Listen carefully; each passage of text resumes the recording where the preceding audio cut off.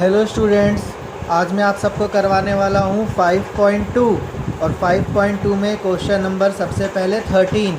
Copy pen लेकर के बैठ जाओ और प्रैक्टिस करते रहो साथ ही साथ। How many 3 digit number. अब 3 डिजिट नंबर क्या होते हैं आपने सीखा होगा। 3 डिजिट नंबर 100 से शुरू होते हैं, क्योंकि 100 से पहले होता है 99। 99 में सिर्फ होते हैं 2 डिजिट, यानी 3 डिजिट नंबर कहाँ से स्टार्ट होते हैं 100 से।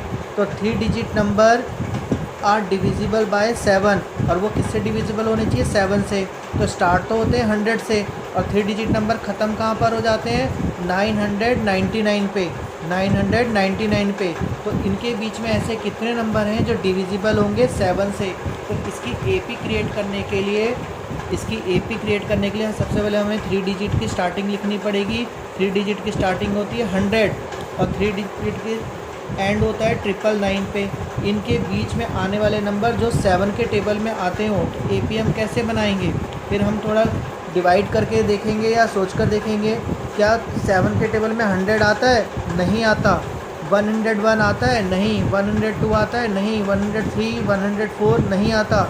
सबसे पहले आता है 105। किसके टेबल में? 7 के टेबल में। तो 100 से 100 नहीं आता, 101 नहीं, 102 नहीं, 103 भी नहीं आता, 104 भी नहीं आता, लेकिन 105 आता है। 105 के बाद फिर 7 प्लस करेंगे 112, फिर 7 प्लस करेंगे 119। ये बनाया हमने 7 का टेबल, लेकिन कहाँ से? 3 डिजिट से। और ख़त्म कहाँ पर होता है? क्या 999 आता है? नहीं आता।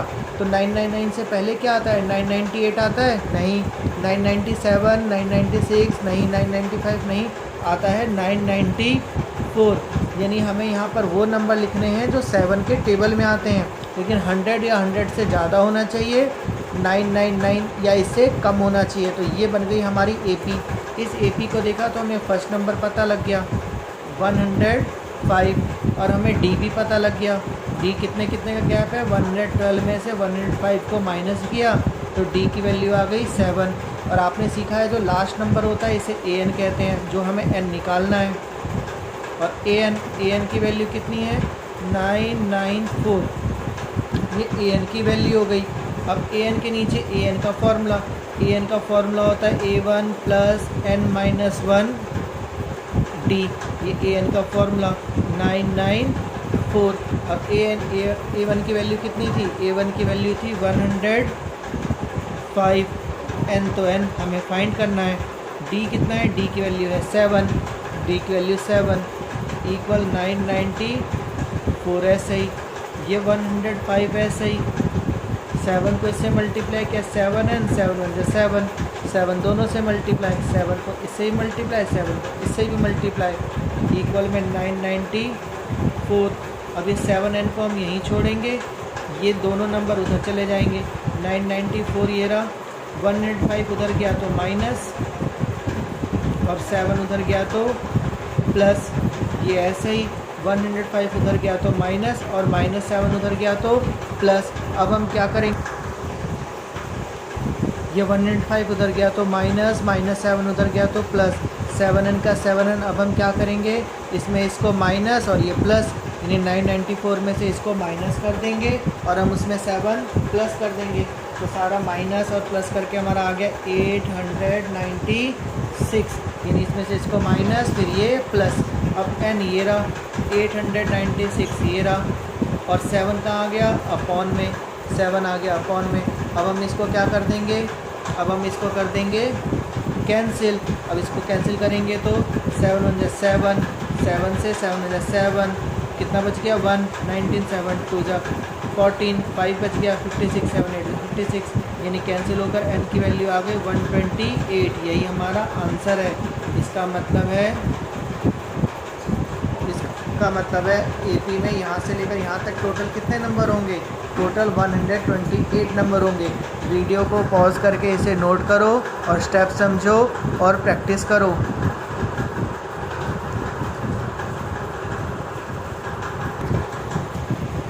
और सेम इसी मेथड से अब मैं आपको करवाने जा रहा हूँ क्वेश्चन नंबर 14। जैसे अभी आपने किया क्वेश्चन नंबर 13, वैसे ही अब हम कर रहे हैं question number 14। How many multiple, multiple का मतलब नंबर ही है, कितने नंबर आते हैं 4 के टेबल में। मल्टीपल ऑफ 4 का मतलब 4 के टेबल में आने वाले नंबर। मल्टीपल ऑफ 4 का मतलब या डिविजिबल ऑफ 7 का मतलब सेम। डिविजिबल ऑफ 7 का मतलब जो 7 से डिवाइड हो जाए। 7 से डिवाइड वही होंगे जो 7 के टेबल में आते हैं।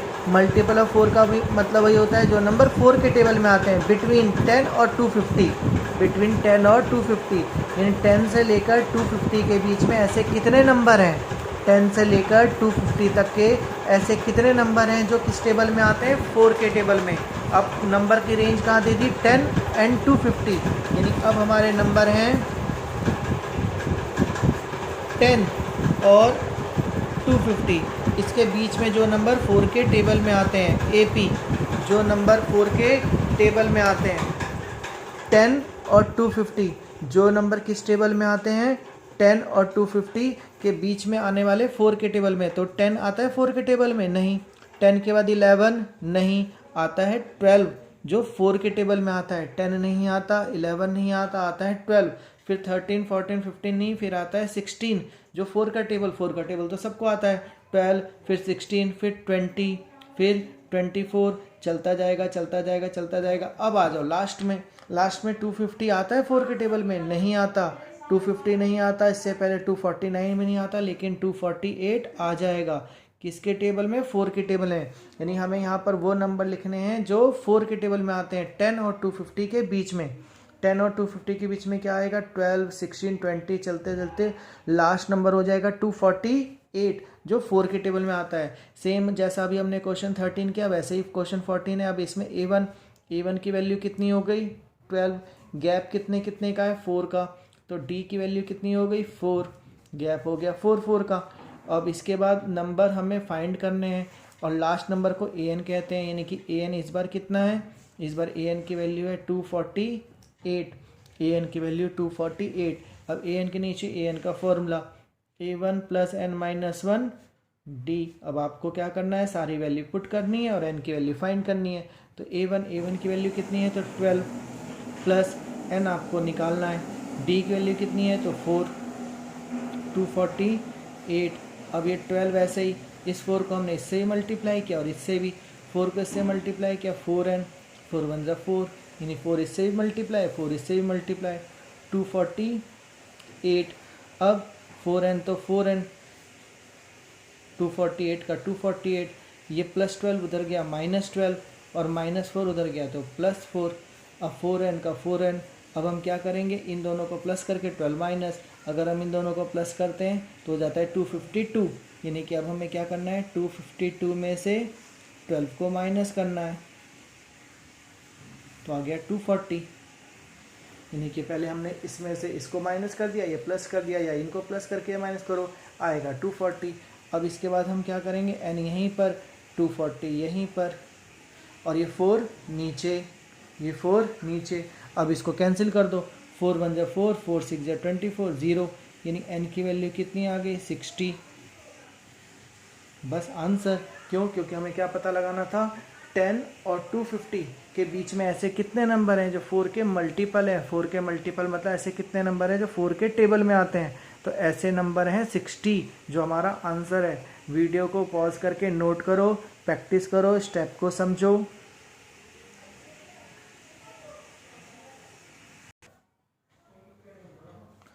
अब मैं आप सबको करवाने जा रहा हूँ क्वेश्चन नंबर 15। अब मैं आप सबको करवाने जा रहा हूँ क्वेश्चन नंबर 15 क्वेश्चन को भी ध्यान दो। For what value of n की वैल्यू क्या होगी, are the nth term of 2AP, यानी इसका भी nth टर्म और इसका भी nth टर्म इक्वल, यानी कि दोनों AP में कहाँ पे नंबर इक्वल हो जाएंगे। वैल्यू ऑफ n, हमें n की वैल्यू निकालनी है, nth टर्म, इसका भी nth टर्म लेना है, इसका भी nth टर्म लेना है। हमें n की वैल्यू निकालनी है, इसका भी nth टर्म और इसका भी nth टर्म, 2 AP हमें गिवन है।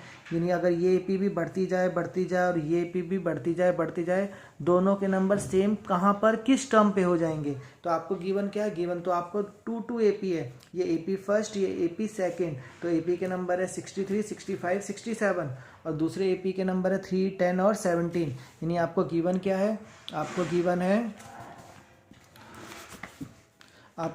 AP1 और AP2 आपको गिवन है AP1 और AP2। तो पहला AP क्या है 63, 65, 67, 63, 65, 67। और दूसरा AP क्या है, दूसरा AP है 3, 10 और 17, 3, 10 और 17। यानी इसमें भी कोई nth टर्म आएगा और इसमें भी कोई nth टर्म आएगा जो दोनों आपस में सेम हो जाएंगे। तो ये nth टर्म पहली AP का, ये nth टर्म दूसरी AP का, दोनों को हमें सेम करना है। तो हमें ये पता है देयरफॉर an फर्स्ट AP का इक्वल है an सेकंड AP का, यानी nth टर्म इसका भी nth टर्म इसका भी। जब हम इस पे AP an का फॉर्मूला लगाएंगे, हमें फर्स्ट AP के नंबर लगाने हैं। जब हम इस पे AP के an का फॉर्मूला लगाएंगे तब हमें सेकंड की वैल्यू लगानी है। अब an का फॉर्मूला दोनों तरफ, an का क्या फॉर्मूला होता है, a1 n-1 d, ये था an का फॉर्मूला। इधर भी an का formula a1 plus n-1 d, इधर भी an का फॉर्मूला, यानी an का फॉर्मूला 2 बार। लेकिन इस वाले में फर्स्ट AP के नंबर, इस वाले में सेकंड AP। अगर हमने सिर्फ फर्स्ट AP को देखा तो उसमें a1 कितना है 63, n तो हमें फाइंड करना है। और उसमें d कितना है, d का मतलब गैप, कितने कितने का गैप है 2, 2 का। तो यहाँ पर d की वैल्यू हो गई 2।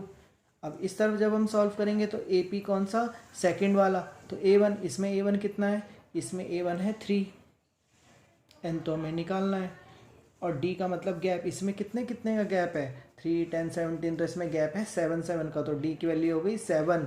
अब हम क्या करेंगे, ये 63, ये 2 को इससे भी मल्टीप्लाई, इससे भी, तो इसको मल्टीप्लाई किया 2n और 2, यानी 2 इससे भी मल्टीप्लाई और इससे भी।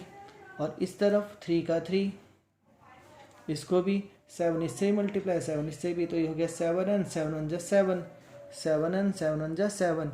अब इसमें 2n तो 2n, 63 में से 2 चले गए, कितना बच गया 61, ये माइनस हो गए। और 2n का 2n, इस तरफ 7n का 7n, ये 3 में से 7 माइनस कर दिया, 3 में से 7 माइनस कर दिया तो -4, 3 में से 7 माइनस कर दिया -4। अब n वाले नंबर एक तरफ, बिना n वाले एक तरफ। तो अब हम करेंगे 2n तो यहीं पर, ये वाला 7n इधर आया, माइनस ये -4 यहीं पर, ये +61 उधर गया तो माइनस, यानी n वाले नंबर एक तरफ, बिना n वाले एक तरफ। और दूसरी तरफ जब कोई नंबर जाता है उसका साइन चेंज हो जाता है। तो ये 2n का 2n, 7n इधर आकर माइनस, -4 ऐसे ही 61 उधर जाकर माइनस। अब 2 में से 7 गए तो -5n, माइनस माइनस प्लस, दोनों को प्लस कर दिया 65, माइनस से माइनस कैंसिल, n ये रहा 65 ये रहा। अब क्या करेंगे, इस 5 को हम इधर अपॉन में ले आएंगे, इस 5 को हम ले आए अपॉन में। तो 5 1 जा 5, 5 1 जा 5, कितना 1, 5 3 जा 15, यानी n की वैल्यू आ गई 13। यही हमारा आंसर है। इसका मतलब अगर हम इस AP को भी बढ़ाते जाएं और इस AP को भी बढ़ाते जाएं, दोनों AP को बढ़ाएंगे तो 13th नंबर पर दोनों सेम हो जाएंगे। जब 13 नंबर सेम हो जाएंगे, ये हम चेक भी करते हैं।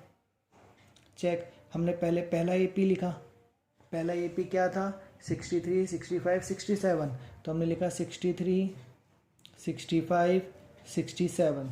इसके बाद कितना आ जाएगा, तो इसके बाद 2 बढ़ रहा है तो 2 बढ़ के 69, फिर 71, फिर 73, फिर 75, फिर 77, फिर 79, फिर 81, फिर 83। कितने नंबर हो गए 1 2 3 4 5 6 7 8 9 10 11, और बढ़ाना है अभी 83 के बाद क्या आ जाएगा 85 के बाद कितना आ जाएगा 87। ये हमने फर्स्ट AP को बढ़ाया। ऐसे ही अब हम सेकंड AP पे जाते हैं। ये AP1 था, ये AP2 है। अब इस AP के नंबर क्या थे 3 10 17, यानी कि 3 फिर 10 फिर 17, यानी अब हमें क्या करना है 7 7 बढ़ाना है। अब हम 7 बढ़ा देंगे तो 7 बढ़ाकर कितना हो जाएगा 24। अब 7 बढ़ा देंगे 31, फिर बढ़ा देंगे 38, फिर बढ़ा देंगे 7 तो हो जाएगा 45, फिर बढ़ा देंगे 52, फिर बढ़ा देंगे 59, फिर बढ़ा देंगे 7 तो 66, फिर बढ़ा देंगे 7 73, फिर बढ़ा देंगे 7 तो 80, फिर बढ़ा देंगे तो 87। यानी देखो इसमें भी 1 2 3 4 5 6 7 8 9 10, 11, 12, 13, तो दोनों का 13 नंबर सेम हो गया, 87, 87। तो एपी में पूछा था कि इसको भी बढ़ाते जाएं, इसको भी बढ़ाते जाएं, कौन सा नंबर सेम हो जाएगा, तो 13th नंबर सेम हो गया, इसलिए 13 हमारा आंसर है। अभी वीडियो को पॉज करके इसे भी नोट करो और स्टेप को समझो, फॉर्मूलों को समझो और प्रैक्टिस करो।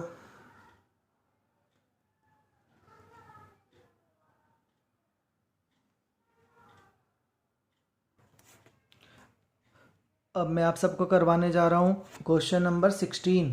Question number 16, determine AP. AP आपको बनानी है वो थर्ड टर्म में 16, जिसका थर्ड नंबर 16 है। थर्ड नंबर कितना है? 16।